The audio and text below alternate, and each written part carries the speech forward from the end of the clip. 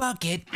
Ars Nouveau is known for being a very powerful magic mod, so much so that I've had to do multiple videos to cover it. And in this video, we focus on damage. We're gonna figure out how to get the most damage out of your spells. And theory crafting is great and all, but what would be better is if we put it into practice. So we're also gonna go and kill the Chaos Guardian. Now, like I said, there is quite a lot to Ars Nouveau, so if I say something that you're unsure of, make sure to check out my first video on Ars Spellcrafting. So how do we go about this? Let's start with our basic damage dealing spell.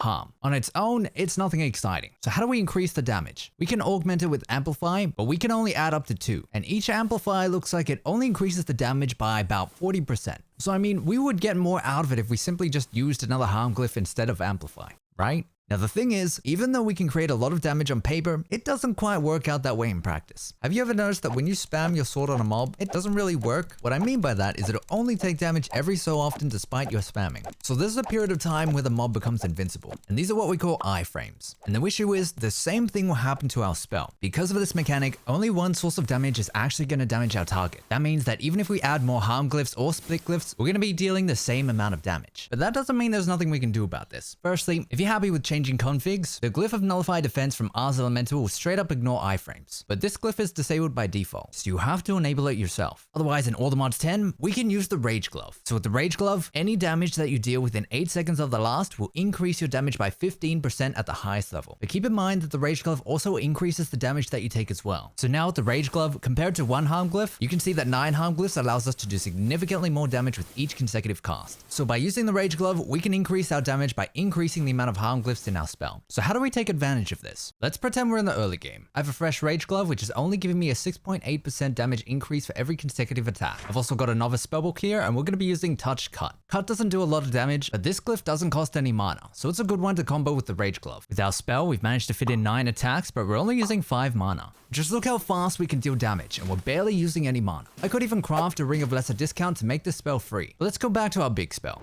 Let's think about damage in terms of how many harm effects we can cast. Let's say we have a projectile with 9 harm glyphs. We could swap out a harm glyph for split. This will give us an additional projectile. So that means we're going to have 2 projectiles, each armed with the remaining 8 harm glyphs. This will give us a total of 16 harm glyphs compared to the 9 that we had previously. So we can keep replacing our harm glyphs with split glyphs to add more damage. But there is a sweet spot, as adding too many is going to give us diminishing returns. Now in my last video, I talked about something that I called shape glyphs. And this is how we're going to get the most out of our spell. And the shape that covers the biggest area is the burst glyph. Now how this is going to work, if our spell's projectile burst, our spell is going to first fire a projectile. When that hits, that's going to trigger the burst. And everything within that sphere will get hit with the remaining harm glyphs. But the problem with this is, even though we have a lot of harm glyphs, most of our harm spells aren't going to be hitting it. So what we could do is we can use another glyph that's going to function like another form glyph. And so we're going to be using Propagate Homing. Now if we put this after our burst glyph, all of these pink particles from our sphere, Propagate Homing is going to turn each of these into a homing projectile. And each of these is going to be armed with the rest of our spell. And with the rest of our spell, well, that's where we can put our split harm combination from earlier. But we can still do better. So if we go back to burst, burst is supposed to turn our spell into a sphere. And so most of our spells can be under the floor or in a wall. But what if we miss our target? If this burst never goes off, our spell isn't going to do anything. So ideally, we want that burst to happen immediately. And we want as much of that burst sphere to go off as possible. So instead of projectile, we're going to use a different form glyph. Some people like to use self as their form glyph. The burst would go off immediately,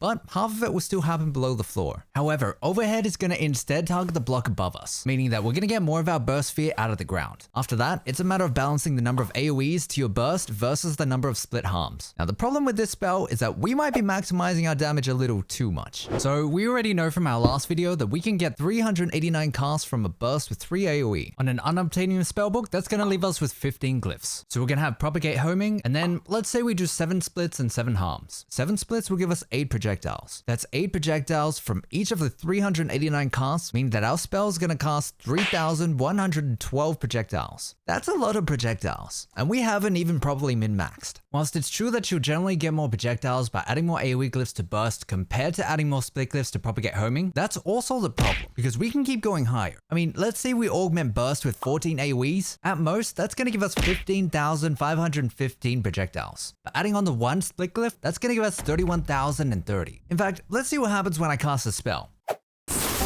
Yeah, I expected nothing less. Oh, wait a second. Hey, would you look at that? We actually managed to cast a spell without the game crashing. Now, I've cut out the waiting, but my game was frozen for a good 2.5 minutes. Okay, and so the point of that was to demonstrate that realistically, you need to find a good balance of glyphs so that you can actually cast a spell reasonably. Because you probably won't be as lucky as myself. And personally, I wouldn't want to wait 2.5 minutes every time I wanted to cast this spell. Now, you may have also noticed that the damage wasn't exactly spectacular, but we're not done increasing our damage. To increase our damage, we can also increase our spell power stat. Primarily, our spell power is going to come from gear. So in all the mods 10, the best spell power gear is going to be a set of unobtainium gear. On top of that, a thread of spell power in a level 6 slot is going to give us 12 additional spell power. So altogether, our gear is going to give us an additional 60 spell power. And if you really want to, there are potions that can give us a small boost in our spell power as well. At most, we're going to be able to gain 2 additional spell power without doing anything extra, because there are things that we can do to get more out of them, but we're not going to be going into those in this video. The Enchanter's Sword is a sword similar to the Enchanter's Gauntlet from my last video. So similarly, we can inscribe a spell onto it and it'll apply a touch glyph at the start of the spell. But the main benefit that we're interested in is that this sword also comes with a +4 spell power buff. Now in my last video, we held a spellbinder purely just to take advantage of its stats. And similarly, we can also hold a weapon to gain the stats to increase our damage. Now if you aren't familiar, apotheosis is a mod that adds various stats to gear. Without going into too much detail, you can find out most of the info by hitting Ctrl-T. This will bring up your world tiers, which is essentially your apotheosis progression. And progressing through this is how you can unlock the best apotheosis gear. Now all you really need to do to farm apotheosis gear is to set up a dreadful dirt mob farm. If you need help setting one of those up, feel free to check out my mob farm video. Link to that in the description. But back to our weapon. The stats that are going to be helpful to increase the damage in our spell are going to be crit chance and crit damage. Now we can use pretty much any weapon, but we're going to be using the Enchanter's Sword to also make use of the spell power buff that it comes with. One thing to note as well, in order to gain the benefits, you will have to hold the sword in your main hand and the spellbook in your offhand. Now first, we're going to be using a reforging table. We're not going to worry about the stats just yet. What we are looking for is we're going to pick the option that gives us the most sockets. And we're going to keep doing this until we get to 4 sockets. Then we can use the augmenting table to re-roll certain stats. And this is what we're going to use to make sure that we have a maximum crit chance and crit damage stat. Now these sockets that we have are gem sockets. And these gems, you have to farm from your mob farm. Now the specific gems that we're looking for, we're going to want a perfect gem of the samurai to bring our crit chance to over 100%. Going over 100% won't really do anything, but we're going to need at least 100% crit chance to guarantee our crit damage. The other 3 slots, we're going to use perfect gems of the warlord. And these will give us 70% crit damage each. I'd say this is a bit much to go out of your way to do, but you can also boost all of your stats by using a sigil of supremacy. Now to get the sigil, you're going to have to dive into the Gateways of Eternity mod. So by using a gateway pearl, you can open up a portal that's going to spawn waves of mobs. And defeating these mobs will get you your reward. Now the gateway that we'd be looking at would be the Gateway of Apothic Pinnacle. Completing this will get you a gateway pearl for the Endless Gateway. Now this gateway is essentially endless, but one of the rewards that you can get is the Sigil of Supremacy. Now for science, I went ahead and min-maxed our spell. To get the most projectiles, we're going to be using 12 AoE glyphs and 3 split glyphs. That's going to give us 41,580 projectiles. Okay, so for our final maxed out setup, first we've got our fully maxed out Raged Glove, which is going to give us 15% extra damage per charge. Then we've got full unobtainium gear with a spell power thread in a level 6 slot. And just for fun, we're going to drink this spell power 2 potion.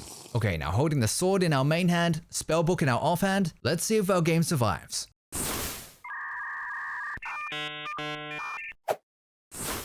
There it is. Now that's more like it. Okay, but fun aside, how do we make the spell usable? Because this isn't quite ideal. And how much mana is this spell gonna cost? Yeah, that's a lot of mana. One thing that we can do is we can imbue our spell into an imbued spell parchment. So first we will need to place a blank parchment into the scribe's table. Shift clicking with our spellbook, we imbue the spell, creating a spell parchment. Now thanks to Ars additions, by placing the spell parchment in an imbuement chamber, we can get our spell to absorb source. This will take quite a bit of time, but it will eventually create an imbued spell parchment. Now using the spell parchment will take several seconds for the spell to cast, and it is a one-time cast, but this cast won't cost us any mana. So that means that even if you don't have 1400 mana, you can still create and use a spell like this to kill a boss. Now there is one more thing that we can use, the Enchanter's Crossbow. Now we're really cheating. So instead of casting with our spellbook, we can instead cast using our crossbow. Similarly to other Enchanter's tools, this will add a projectile glyph at the start of your spell. On top of that though, we can use augment arrows to augment these spells. These will add 2 of a specific augment glyph to the start of our spell, and we can choose between amplify, pierce, or split. And split is the one that we're interested in, because adding 2 split augments means we're essentially casting our spell 3 times. Yes, you should be worried about lag. There's also Enchanter's bow, which is quite similar. However, unlike the crossbow, the Enchanter's bow doesn't quite work too well in your offhand. The other benefit is that we can also use apotheosis to buff our crit with this, and we can still gain its stats when we're using it in our offhand. That means that with the additional crit chance from the crossbow, we won't need the crit chance gem on our sword. So on our sword, we can instead replace that with another crit damage gem. Now, if I fire this crossbow a few times, you can probably see where it's lacking. Take some time to load, and if the arrows don't hit, it can be problematic. So in terms of stats, we're going to want draw speed, arrow velocity, as well as crit chance and crit damage. Now there is also another option to give ourselves a chance to fire a second arrow. This didn't seem to work with our crossbow when I was testing it. On top of that, you also want to be wary of things that add more projectiles because of how big our spell is. And yes, we also have the option to use the Sigil of Supremacy here to give our affixes one last boost. Now with gems, there are quite a few options, but we are just going to go with crit damage gems, and I'll explain why in a moment. Now we can also add a gem of the Samurai to our headpiece, which is going to give us an additional 50% arrow velocity, and also a gem of the Royal Family, which would give us a 15% increase to our stats across the board. Do note that if you're farming the gem of Royal Family, this is an overworld gem, meaning that you'll have to farm mobs in the overworld to be able to get it. Now back to our crossbow, there are some useful enchantments that we can use as well. Ruthless Strike will give us more crit damage. Crescendo of Bolts will mean that you can fire more shots before you will need to reload. And Quick Charge will help us reload faster. Now there is also a multi-shot enchantment which will allow us to shoot multiple arrows at once. But just like with some of the other buffs, you have to keep in mind that more projectiles is going to mean more lag. Alright, now let's look at the damage theory. Using the crossbow means we have to get rid of our form glyph, which means we can have one extra glyph slot. So our optimal combination is going to be Augmenting Burst with 12 AoEs and Augmenting Propagate Homing with 4 split glyphs. This is going to give us 51,975 projectiles. But using a split augment arrow would add 2 additional casts to our main spell. Multi-shot would also add further 2 projectiles. That means that our main spell will be cast 5 times, bringing our total projectile count to 259,875 projectiles. For obvious reasons, I won't be demonstrating this one. Sorry to let you down. But let's cut to the chase. We're gonna pull everything out of our Ars that we know so far, and we're gonna go and kill the Chaos Guardian. But first, let's revisit our spell. The main problem once again is going to be how we can maximize damage without excessive amounts of lag. Unfortunately, that means we are gonna have to tone down our spell. But keep in mind that this is also gonna vary depending on how good your PC is. So for our spell, I'm only gonna be augmenting burst with 3 AoEs, and I'm not gonna be using any split augments for propagate homing. Now to save a bit of mana, I'm also gonna be using cut instead of harm. Now by doing that, I'm only saving 90 mana per cast. But the idea is that most of our damage is going to come from building up charges on our Rage Glove, rather than from the harm spell itself. And so to take advantage of that, we want as many casts as possible. And so more mana means more casts, which means more Rage Glove charges. And for lag reasons, I'm not going to be using the multi-shot enchantment, and instead of split arrows, I'm going to be using amplify arrows. Now I'm going to preface by saying that I'm not going in with very much protection. I'm very fragile right now, so just keep that in mind if you're going to be copying my setup. But the reason for that is we don't need protection. That's getting taken out of context. Now, if you don't know, we've got to find the Chaos Guardian in the end, and we can find him every 10,000 blocks. That's a lot of distance to cover. So to help with that, we're going to be using a leap spell, a big leap spell. To help with mana, I'm going to be putting this spell on Enchanter's Mirror, and we're also going to be holding our Spellbinder with the cheap damage thread in our offhand. I've also got 4 rings of greater discount in my curio slots. In the meantime, let's go over the Chaos Guardian fight. Once you arrive, you'll see obsidian spilling over the floor. Landing in the center of this is going to start the encounter. So this will spawn obsidian pillars with crystals, similar to the Ender Dragon encounter. The Chaos Guardian has a few different phases. There'll be phases where you won't be able to fly and you'll be pulled towards the center. In these phases, you mostly just have to wait them out, and also kill any withers that might show up. There are 2 phases which you'll be able to move around normally. In one of these phases, this is where you would deal with the Chaos Crystals, as we need to get rid of all of them before we can damage the Chaos Guardian. The other phase, you hear this distinct charging up sound. This is where he'll fire a laser that will kill you no matter how tough your armor is. Yeah.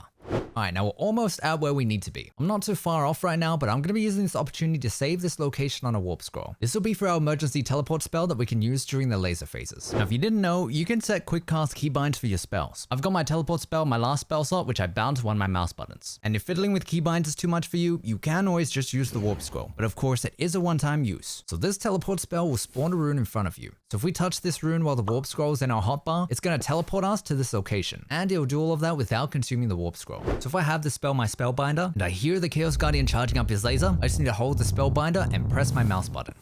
Now we just have to wait a few moments to wait out the laser, and then we can head back to the fight. Now you didn't think that we were going to do this a normal way, did you? So whilst it's true that we need to deal with the crystals, all we really need to do is move them from their starting position. So the Chaos Crystals are going to be boxed in. So I prepared an AoE base spell so that we can get quick access to the crystal. And then to deal with the crystals, we're going to cast a bubble spell. Yep, you heard me. The crystal is just going to float a few blocks upwards and...